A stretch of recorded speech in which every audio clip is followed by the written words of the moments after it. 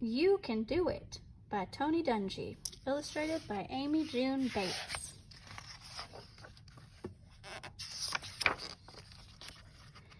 Tony's little brother Lyndon was having a bad day at school. To begin with, his tooth hurt a lot.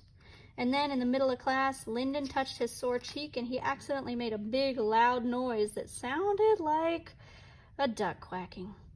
Everyone started laughing at him, except his teacher, Mrs. Lee, who said his parents could expect a call tonight. All this made it hard for Lyndon to concentrate on the lesson. Mrs. Lee went around the room asking everyone what they dreamed of being someday. When it was Lyndon's turn, he realized he was the only one who had no idea. "I don't know," he answered. "Maybe a duck?" Everyone started laughing again. Lyndon liked it when he made people smile, but Mrs. Lee was not smiling. He couldn't wait until the bell rang so he could walk home with his big brother Tony. Tony tried to cheer up Lyndon on the way home. "Hey, Lyndon, why don't you go out for a long pass just like I taught you?" Tony called as he pulled the football from under his arm. The ball spiraled through the air in a perfect arch and landed in Lyndon's arms with a soft thud. Lyndon waved the ball proudly. "Maybe someday I'll be as good in sports as you are," he said to Tony as they continued to walk home. Lyndon knew his brother hoped to become a football player when he grew up. Tony could already throw a football so far and high, you might as well pack a snack to eat while waiting for it to come back down. Tony playfully punched Lyndon's arm. "That's cool, little brother, but remember what Mom and Dad always tell us." I know, Lyndon said. "Whatever it is that you want to do, you can do it. Trust God and dream big." But Lyndon wondered if playing football was really what he wanted to do. "That was Mrs. Lee again," Lyndon's dad said as he hung up the phone. "What did he do this time?" Lyndon's mom asked. "Was he quacking like a duck during math again?" "Actually, no," Dad replied. "This time it was in English class." "Oh, no," Mom sighed, then added, "But you have to admit he does have a great duck call." "That he does," agreed Dad, as they watched the boys race to the house behind their sisters, Sherry and Lauren. But he should not be doing it in the middle of class. "Mom, Dad, guess what we did?" asked Sherry. "We saved a baby bird and put it back in its nest," said Lauren eagerly. "You'll both make great doctors or nurses someday," exclaimed Mom with pride. "Maybe I'll be a doctor or a nurse someday," thought Lyndon. Just then his tooth gave him a sharp pain, and he remembered what had happened at school. "Lyndon, Mrs. Lee called today." Dad took a closer look at Lyndon. "Why are you rubbing your jaw?" "I wasn't quacking this time, Dad. My tooth was hurting, and when I rubbed it..." Lyndon pushed the side of his mouth, and out came a loud quack. Next thing I know, everybody was laughing. Lyndon turned to his mother and said, "Mom, my tooth really hurts." Mom took a closer look at Lyndon's sore tooth. "This tooth explains today, but does that explain the other 2 calls we've gotten from your teacher?" "No," said Lyndon. "I just like to make people smile, but..." He put his hands in his pockets and tried hard not to cry. "Besides your tooth, what's wrong, son?" asked Dad.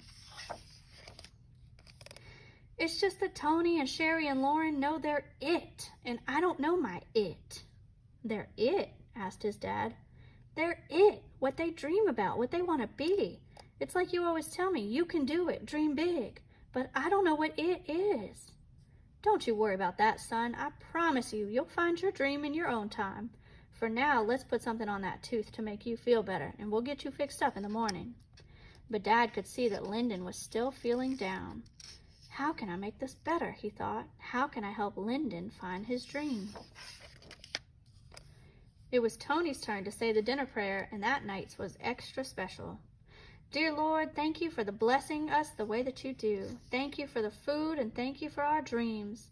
And God," Tony said with his head bowed and his eyes closed extra tight, "please help Lyndon find his it. Amen."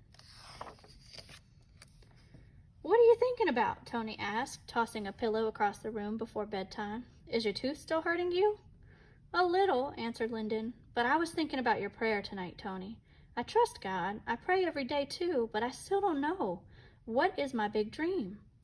"I'm not sure, Lyndon, but God knows, and one day you will too," said Tony. "But I do know one thing you will be when you grow up." "Really, you do?" Lyndon said anxiously. Yeah, no matter what you do or how big you get, you'll still be my baby brother, Tony teased. And as my baby brother, you have to go to bed before me. Good night, Lyndon. Early the next morning, Dad and Lyndon were on their way to the dentist, but they had to make a stop at Dad's science lab first. There's something I want to show you, said Dad. Why don't you come look in the microscope? Lyndon peered into the lens and saw squirming squiggles and bubbling blobs. Awesome, said Lyndon with amazement. That's my it under there, said Dad with a smile. Huh? Asked Lyndon. Your it is what you love to do, and it's something God has given you the talent to do. That's what makes it so special, son. Sometimes dreams are as big as the ocean or as small as a microbe. With faith and hard work, you'll recognize your it someday. I didn't realize science was my it when I was your age. Really? So I still have time to figure it out? Asked Lyndon, feeling relieved. Plenty of time, answered Dad. Just keep having faith. One cavity filled and good as new, said Dr. Clark. That's it, said Lyndon with amazement and relief. That didn't hurt at all. He ran his tongue over the smooth surface now filling the top of the tooth that had been causing him so much pain. He gave Dr. Clark a big smile.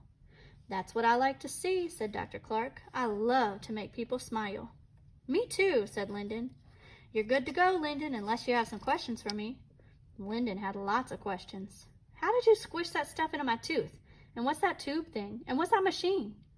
One question at a time, laughed Dr. Clark, picking up a giant set of plastic teeth. How about we start with these?